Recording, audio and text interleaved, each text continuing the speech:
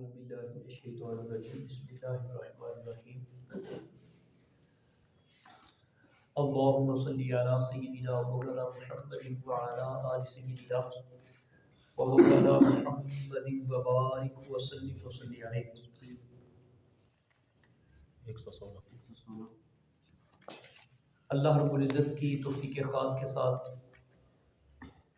فہم دین کے اصول کے لیے آج ایک بار پھر اس ہفتہ وار کلاس میں حاضر ہے، جس میں لیکچر نمبر 7 کتاب کا صفحہ نمبر 116 ہے۔ اس کا ہم آغاز کریں گے۔ اس میں جو پورشن التجوید کا ہے، اس میں دو چیزیں ہمیں پڑھنے کو ملیں گی، ایک مخرج کا بیان اور دوسرا کسی بھی حرف کا مخرج معلوم کرنے کا طریقہ۔ پہلے بھی ہم نے پڑھا تھا کہ جتنے حروف تہجی ہیں ان کے ادا کیے جانے کی ایک خاص کیفیت ہے، اور ہر حرف جو ہے اس کے لیے ایک الگ سے اس کا مخرج ہے جہاں سے اس کو کیا کیا جاتا ہے، ادا کیا جاتا ہے۔ تو سب سے پہلے جی مخرج کی تعریف، حروف کے نکلنے کی جگہ کو مخرج کہتے ہیں۔ اگرچہ سارے الفاظ بندہ اپنے منہ سے ہی ادا کرتا ہے، لیکن اس میں کچھ الفاظ یا حروف کی ادائیگی میں ہونٹوں کا عمل دخل ہوتا ہے، پھر کچھ حروف کی ادائیگی میں ہونٹوں کا بیرونی حصہ، کچھ حروف کی ادائیگی میں ہونٹوں کا اندرونی حصہ، کچھ حروف کی ادائیگی میں حلق کا عمل دخل ہوتا ہے۔ اب حلق بھی 3 حصوں میں ہے، نچلا حلق، درمیانی اور اوپر والا حلق۔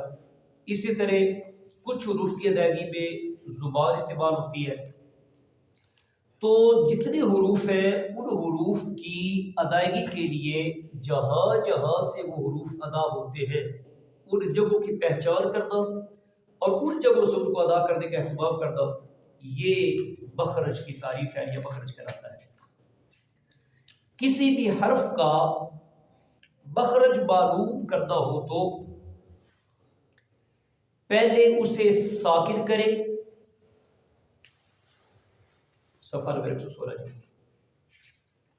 ساکن کرنے سے کیا مراد ہے کہ اس حرف پہ ہم جزم لگا دیں، اس حرف پہ کیا لگا دیں، جزم لگا دیں، اور اس حرف سے پہلے ہم حمزہ مفتوحہ لگا دیں۔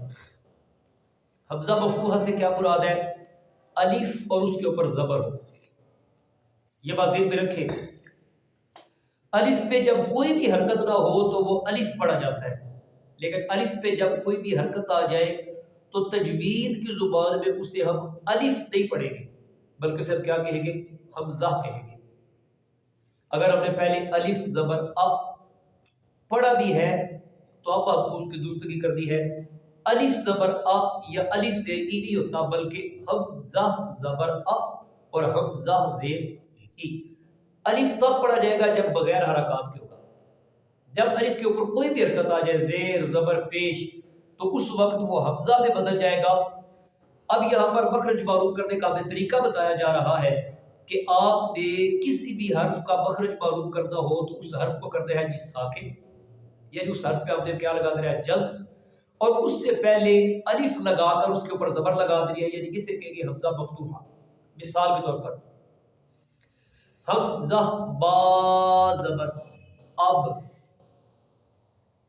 اب، حمزہ نون زبر ان، حمزہ تا زبر ات۔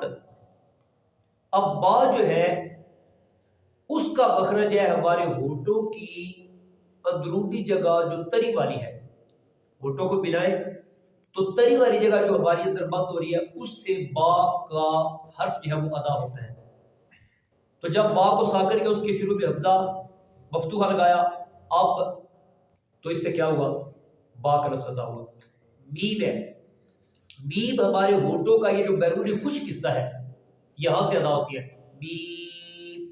پہلے ہم ہونٹوں کو ملاتے ہیں پھر جدا کرتے ہیں۔ تو جب ہم اس کے شروع میں حمزہ مفتوح لگائیں گے حمزہ بی زبر اب، تو اس سے ہمیں کچھ نہ کچھ اندازہ ہو جائے گا کہ یہ حرف کہاں سے ادا ہو رہا ہے۔ اچھا تا جو ہے، تا کا حرف جو ہے یہ ادا ہوتا ہے زبان کی نوک، اس کو ہم نے اپنے اوپر والے دانتوں کی اندرونی جڑوں کے ساتھ لگانا ہے، اوپر والے دانت ان کی اندرونی جڑ اس کے ساتھ ہم نے اپنی زبان کی نوک پر لگانا ہے ایسے تا، اور تھوڑا سختی سے پڑھنا ہے حمزہ تا زبر ات۔ یہ ایک انہوں نے سادہ سا طریقہ بتایا ہے مخارج کو پہچاننے کا کہ کسی بھی حرف کا مخرج کیا ہے۔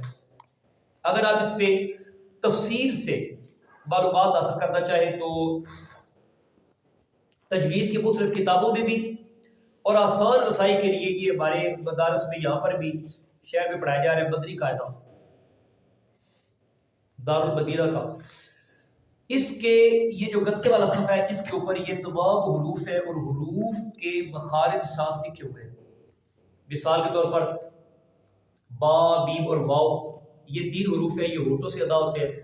با میں نے پہلے عرض کیا کہ یہ ہونٹوں کے تری والے حصے سے ادا ہوتے ہیں، میم یہ دونوں ہونٹوں کے خشک حصے سے ادا ہوتا ہے، اور واو یہ دونوں ہونٹوں کو گول کر کے گولائی کے ساتھ ہم اس کو کیا کرتے ہیں وا ادا کرتے ہیں۔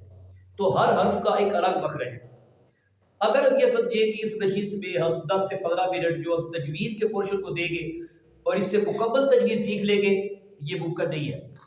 اس کے لیے کوشش یہ ہے یہاں پر ہمیں کچھ نہ کچھ اس کا شوق پیدا ہوگا کہ ہم تجوید کو سیکھیں، اور اس کو سیکھنے کے لیے کوشش کی جائے کہ روزانہ کی بنیاد پہ اپنے محلے کے قاری صاحب کے پاس، امام صاحب کے پاس کچھ نہ کچھ تھوڑا بہت اس تجوید کا بھی ہمیں سبق لیتے رہنا چاہیے۔